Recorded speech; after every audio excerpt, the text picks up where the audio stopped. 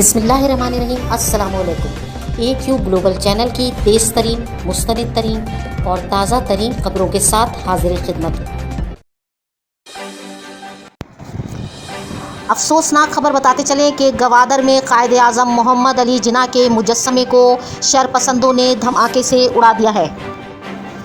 Senator سرفراز بگٹی نے اس واقعے کی تصدیق کی ہے اور کہا ہے کہ گوادر میں شرپسندوں نے قائد اعظم محمد علی جناح کے مجسمے پر حملہ کر کے اسے بم دھماکے سے اڑا دیا گیا ہے۔ اب حساس اداروں کو چاہیے کہ جس طرح زیارت میں قائد اعظم کے مکان پر حملہ کرنے والوں سے نپٹا گیا تھا، اسی طرح سے اس افسوسناک واقعے میں ملوث افراد کو فوری سزا دی جائے۔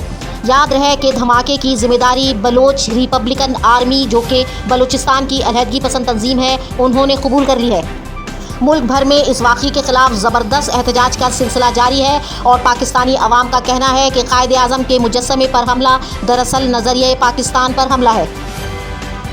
عزم و ہمت کی تصویر بینائی سے محروم پاکستانی سفارتکار سائمہ سلیم کے اقوام متحدہ میں چرچے۔ اقوام متحدہ میں پاکستانی سفارتکار کے چرچے ہو رہے ہیں اور تمام اقوام متحدہ کے اراکین اس وقت پاکستانی سفارتکار سائمہ سلیم کی تعریفیں کر رہے ہیں۔ اقوام متحدہ میں کشمیر کے معاملے پر پاکستان کے نقطۂ نظر کو سائمہ سلیم نے جس بہادری، بے باکی اور بھرپور طریقے سے پیش کیا، اس کی تعریف سے دنیا کے تمام ایوان گونج رہے ہیں۔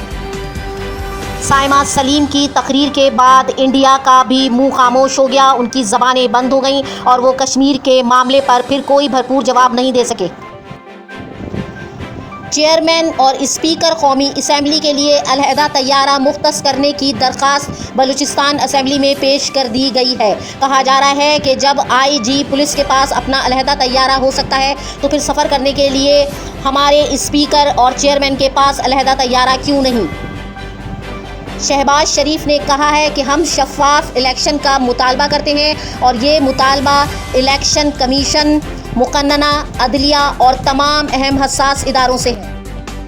اس وقت AQ گلوبل نیوز میں بس اتنا ہی۔ جڑے رہیے تازہ ترین خبریں جاننے کے لیے ہمارے ساتھ۔